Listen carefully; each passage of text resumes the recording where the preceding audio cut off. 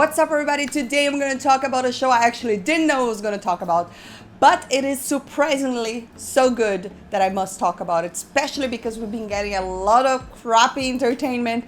That when something good comes our way, we should praise it, so we send a message to these companies. This is the kind of stuff we're looking for. So I'm going to be talking about Superman and Lois that aired on the CW.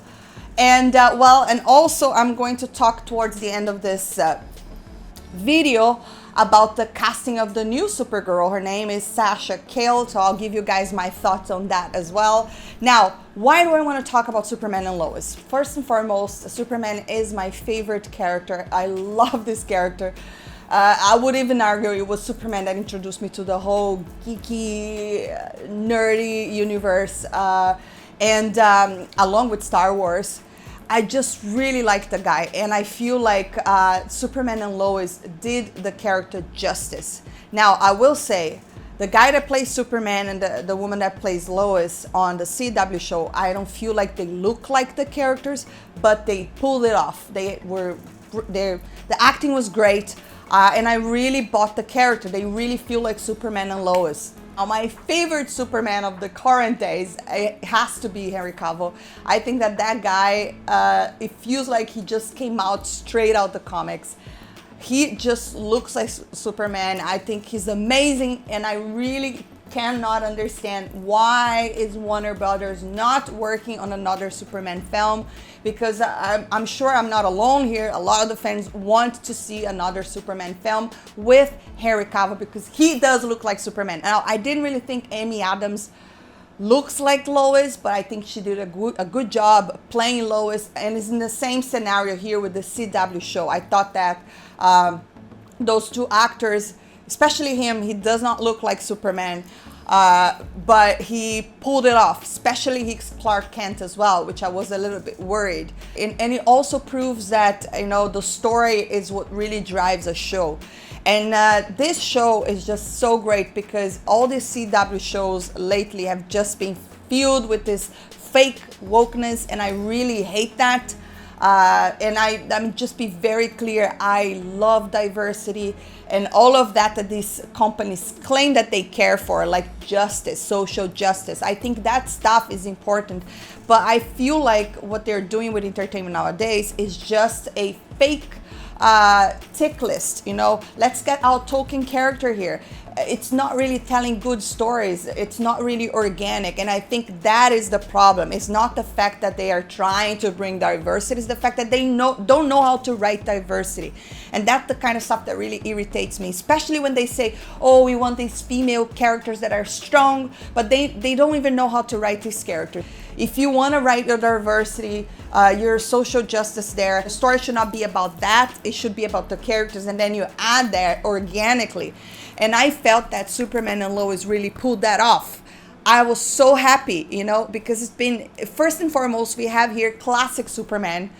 It is very true to the source material. I'm not saying that they're copying every single thing that is in the comics. Now, we know that Superman nowadays in the comics, they have a son. But in the show, they have twins. So see, it's very similar. But what I'm talking about is not really copying word by word of what happened on the comics, because then we would sort of know what happens in the show. But the fact that you're being true to what Superman is and to what Lois is, that's what gets people, you know. I was just like, I couldn't believe it. Like the way that it introduced the show, the first 5 minutes is actually on YouTube. And I watched that and I was like, oh my God, I need to watch the show. So I went on the CW website. You can watch the show there for free. I mean, if you have a lot of patience, because there's a lot of ads. Gosh, there's a lot of ads. But if you're able to go through those ads, you can watch the show for free. And I highly recommend, because, you know, this show, you can tell that there's diversity there, because yes, there is, but it's not really the main focus. The main focus are these characters, and not only that, the characters are true to who they are. I am so happy the way that Superman is represented here. So I will get into minor spoilers here. I'm not really going to say everything that happened, but if you don't want to hear any spoilers, you should go watch the show and then come back here. Well, so first and foremost, we are introduced to the whole story of Superman in about 5 minutes. So all the stuff that we know, that he's the last son of Krypton, his arrival into Smallville, his parents finding him becoming Superman, up to the point where he meets Lois and marry Lois and even have kids. They have a twin son. So all of that is told within 5 minutes in flashbacks and really well shot. Really, like, I could feel the emotion, I could connect to the characters, and I was just like, oh, I even like have teary eyes, because I was like, can you imagine, why can't we get a movie with Superman? I miss seeing Superman so much. So basically, it's not really focusing on the drama of Superman and Lois. It's more about Superman being a father, dealing with family and being a father. And I just felt that the show was very relatable, because, you know, it's about a family. It's about problems. I mean, the biggest problems I have with CW shows is that they ended up always falling into tropes. You know, the teenage trope and all of this, yada, yada, yada. That's kind of what I find it annoying. Like, for instance, my favorite CW shows were Smallville, I think, was the best one. I used to like Supernatural. I liked it too. I found that it was very entertaining. I like Flash and Arrow, but Arrow mostly like the first or second season, and Flash I liked the first season. But then after, I feel like the writers, they lose their ideas and it just becomes this boring thing, you know, kind of like falling into tropes, and it's just so predictable. So I hope that that's not what's going to happen to Superman and Lois, because I thought the start was incredible. We have Lois being like Lois, you know, she's a true partner to Clark and Superman. She's also a mom now. She has to deal with the twins. And I really enjoy the whole storyline of the twins. The fact that the twins, they're still trying to discover if they have powers or if they don't have powers. They're also worried that one son might have powers, the other not. I just think that there's just so many good things in the show. I loved how Superman is represented. The other thing I really loved about this show is that it paid a lot of homage to the original Christopher Reeve Superman, because he still is kind of the iconic Superman. You know, I love Christopher Reeve Superman, really do. You know, he was the guy that introduced me to Superman. And those films, you know, I think that just the first one was really good. The other one, the Richard Donner film, was really good. The other ones, not so good. But there's a lot of things we see here that it's really part of Superman. For instance, we see Superman's first suit, you know, the one that when he was first introduced on comic number 1. And I was like, oh my God, you know, he's even like holding that green card, just like you can see on the comic, in the first cover of the comics. So I thought that was amazing. And then we also have a scene in which Superman, there's this, I think it's like a nuclear power location that's about to blow up, and Superman flies to a river. He freezes part of the river, and then he brings like a big chunk of ice and throw it in there. And it's just like one of the Superman films. I remember that scene. So there's a lot of little things like that that are really paying homage to the classical Superman. And I felt like, oh my God, yes, that's the way to go. That's what we want to see.